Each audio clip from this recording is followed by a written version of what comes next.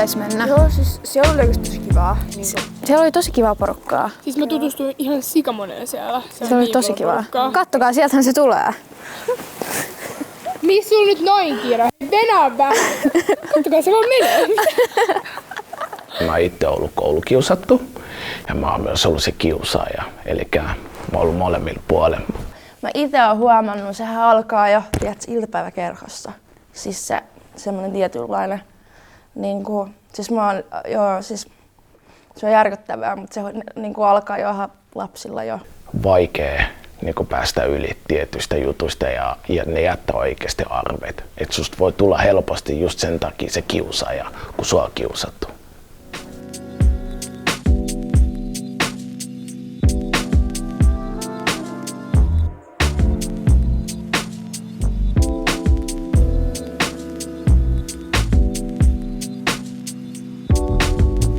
Mä en tehnyt mitään. Siitä ei sit tullut. Joo. Mä toivon, että ei tullut. Joo. Samasta tehdään oikein niitä. Moro moro, miten menee? Hieno pipo sulla. Miksi sä peitit sun koko naamaa? Ja kattokaa ton kenkiä. Hyi hitto, mikä rätti sulla on tänään päällä. Voi ei, eikö pikkusen ole tarpeeksi varastaa vaatteita? Väistäkää! Ei, oliks tässä joku ongelma? Ei. No niin, sitten aloitellaan reppasti. Joo. No niin, pojat.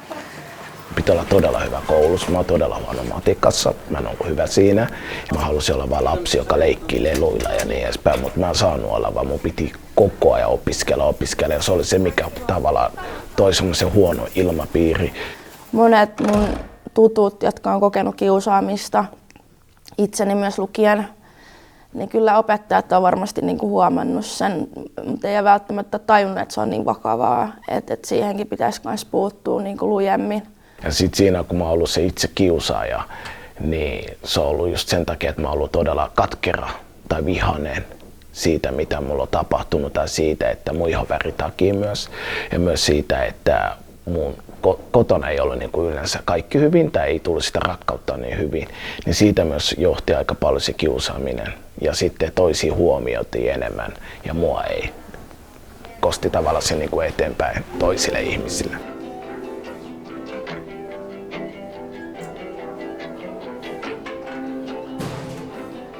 Nyt aikuisena se on vähän erilaista, sellaista ehkä enemmän mikroaggressioita ollut. Sellaista piilevää, mitä yhteiskunnassa on. Mutta silloin nuorempana se on ollut sellaista, ehkä, että ei haluttu ehkä enemmän johonkin leikkiin tai ei ollut välttämättä pareja koulussa.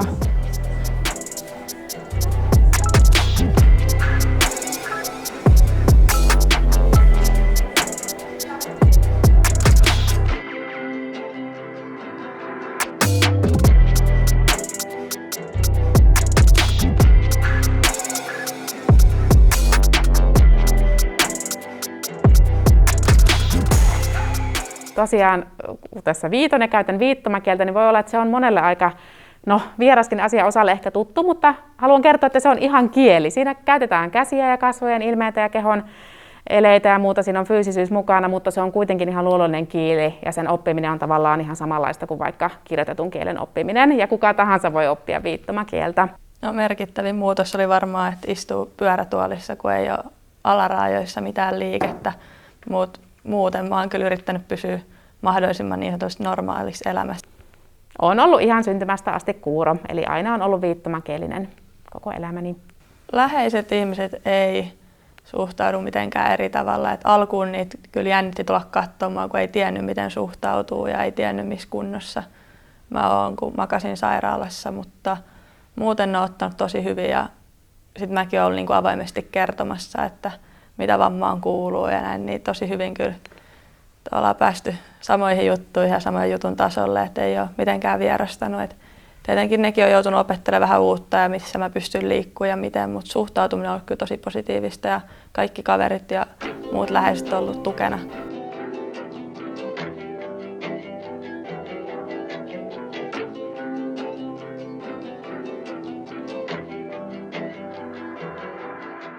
Mä en ainakaan oikein tajunnut sitä.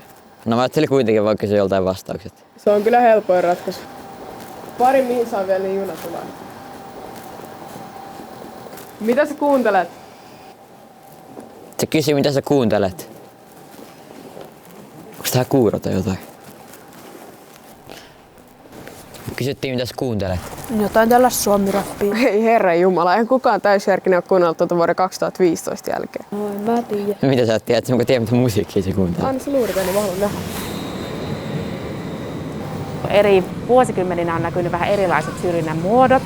Aikaisemmin kieltä pidettiin ehkä vähän outona ja viittomakieli oli ikään kuin se, josta ajateltiin, että se ei ole oikea kieli ja näin, että se on jotain elehtimistä ja jotain heikompaa kuin puhutut kielet ja vähän tyhmille tarkoitettu kieli. Siihen liittyen oli aikaisemmin syrjintää, mutta nyt syrjintä on ehkä muuttunut enemmän sellaisiksi esteellisyydeksi ja tavallaan unohdetaan meidän tarpeiden huomioiminen. Esimerkiksi jos haluan vaikka mennä opiskelemaan ammattiin, niin voi olla, että kouluun ei pääse tai sinne ammattiin ei pääse, koska ajatellaan, että no ei kuuro tällaisessa voit pärjätä. Eli sellaisia syrjintäkokemuksia on nykypäivänä enemmän. Aikaisemmin sitä kieltä tosiaan vähäteltiin, mutta nyt enemmän liittyy vaikka ammattiin ja työn tekemiseen liittyviin nämä jutut, missä kokee syrjintää. Ehkä huomaa, että jotkut vieraat ihmiset ehkä vierastaa enemmän ja saattaa kiinnittää jonkun verran enemmän katseita, mutta ei se oikein enää osaa kiinnittää huomioon. Mä olisin ehkä olettanutkin, että ihmiset vois vierastaa enemmänkin ihan vaan tietämättömyydestä, kun kyllä mä myönnän, että ennen kuin itse loukkaantui, ei tiennyt mitään, että mitä on olla pyörätuolissa.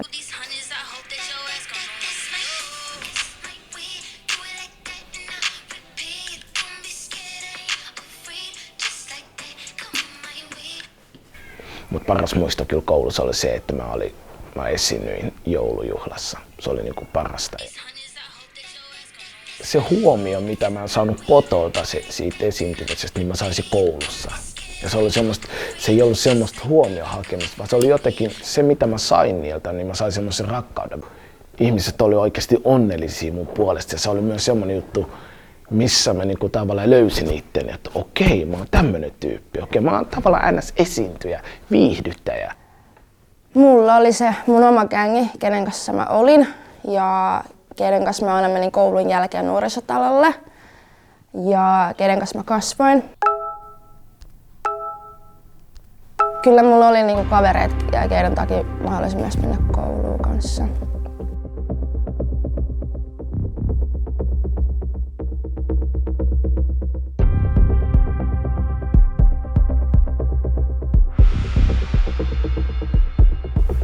Hei, kuunnelkaa, tää on hyvä. Paras oli se, kun Nella meni vessaan ja Aaro otti sen puhelimen ja täytti sen Insta ja Snapin täyteen kaikkea roskaa. Oh my god, milloin toi oli se bileis? Oh my god, se on tosi pelle.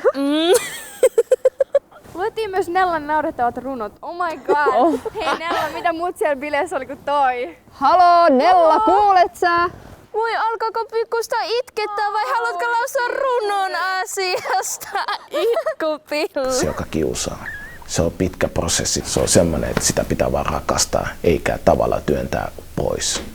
Vaan pitää oikeasti kysyä ja pitää olla kärsivällinen sen asian kanssa.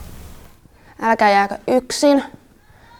Jos on opettajalle tosi vaikea sanoa, niin sanokaa kavereille. Menkää yhdessä vaikka puhumaan opettajille siitä tai vanhemmille. Kaverista puhutaan huonoa, puuttukaa siihen ja lopettakaa se paha puhuminen saman tien, koska yleensä siitä se lähtee se kiusaaminen. Siinä ei ole mitään häpeällistä, että sanoo ääneen sen, että kokee tällaista. Ja sitten se, joka kiusataan, mun mielestä sen ei pitäisi vaihtaa koulua, vaan sitä pitäisi nimenomaan tukea kaikilla keinoin, että se ei joudu vaihtaa koulua, vaan sille pitää myös antaa sille, että sillä on turvallinen olla. Mulle kuuluu tällä hetkellä oikein hyvää, että mä oon ollut harjoittelemassa alppihiihtoa kelkan avulla pohjoisessa leireillä aika paljon. Semmoinen samanlainen arki rullannut, mitä on ollut jo ennen loukkaantumista. Painottunut aika just kouluun ja harrastamiseen ja siihen urheilijaelämään.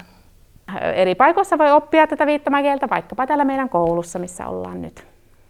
Ja jos haluaa vaikka kertoa tarinaa viittomakielellä, niin se on itse asiassa tosi hyvä ja helppo tapa verrattuna puhuttujen kielten keinoihin.